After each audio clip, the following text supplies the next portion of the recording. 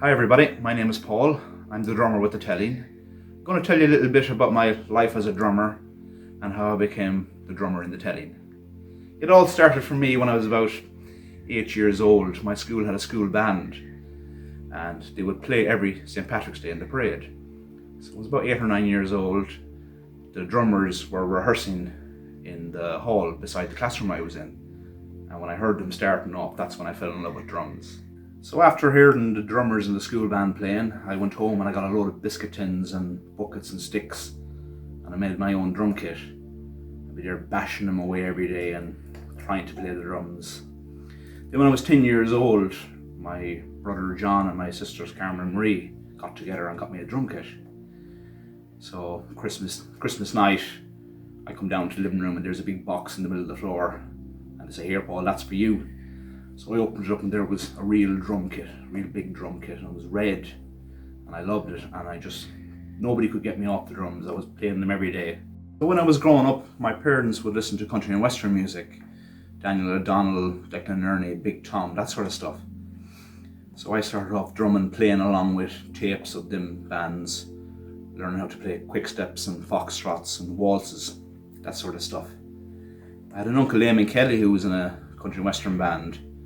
We used to go and see him, and he'd always let me up on stage and play his drums, and he'd stand beside me singing with his hand on my shoulder while I played waltzes and all that sort of stuff. But I loved it. I loved being on stage when I was 10 or 11 years old, and I've loved being on stage since that. So when I was 15, I got a phone call one day.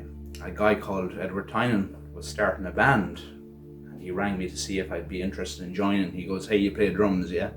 I said, "Yeah." So he asked me if I wanted to come and try out. So it was him and my cousin Michael Casterley started this band. So I said on the phone, "So what sort of music is it?" He said, "Rock music." I said, "Oh yeah, rock. Robbie Williams, he's rock. Okay, yeah, I like that sort of music. I'll come check it out." So a few days later, went into Edward's shed and brought my drums. And the first song they played was "Rape Me" by Nirvana. So that really opened my eyes to the world of music and the different types of rock music there are. So I really enjoyed it from then on. Yeah, so we were playing together for a few months just in Edward's shed, just jamming out different songs and probably making an awful mess of them. But it was good fun, and it's where I got a lot of my Nirvana CDs from, and I was introduced to the Smashing Pumpkins and some other cool bands like that, so it was a good experience at the time.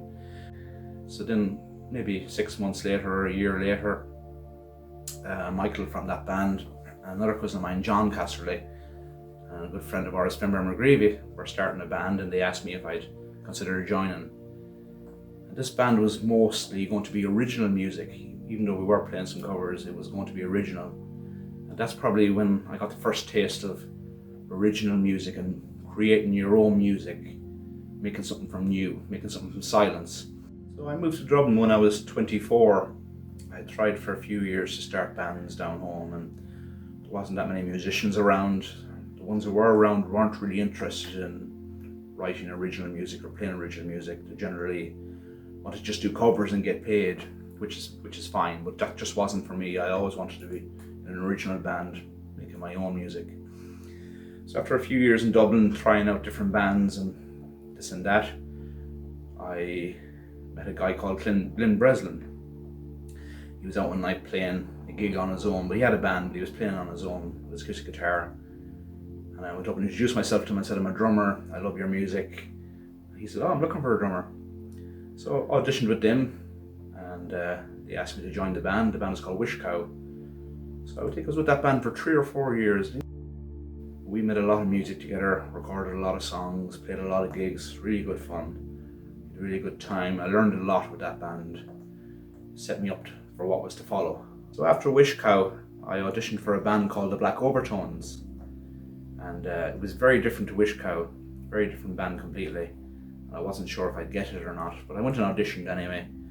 The guys said they really liked me, they really liked my style and my way of doing things. So I was in the Black Overtones for I think 4 years as well. And we had some success. We played gigs around the country, we played a couple of decent festivals. So how I became the drummer with the Telling, I met Shane a few years ago at a rock festival called Rockathon. he was playing there with his band, and I think I gave him a CD on the day of my band I was in. And then we sort of became friends, and then a year later he was playing at the same festival and my band was playing at the same festival, and we had a couple of conversations and thought we were getting on great with each other. Then a few years later he just calls me one day and says, "Hey Paul, my band is looking for a drummer. Do you want to listen to the music? If you like us, you can audition."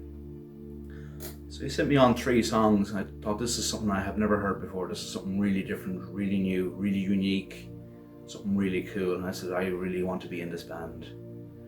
So I practiced really hard, made sure I learned the songs, showed up for an audition. They got me back for a second audition, and then they asked me to join the band. I was delighted.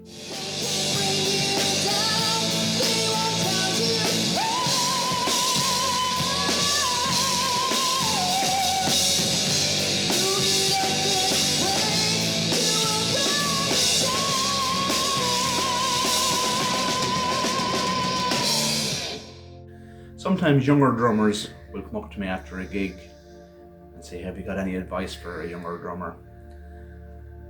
And I suppose the things that I would advise is, if you're starting to play the drums, do it properly. Learn your rudiments.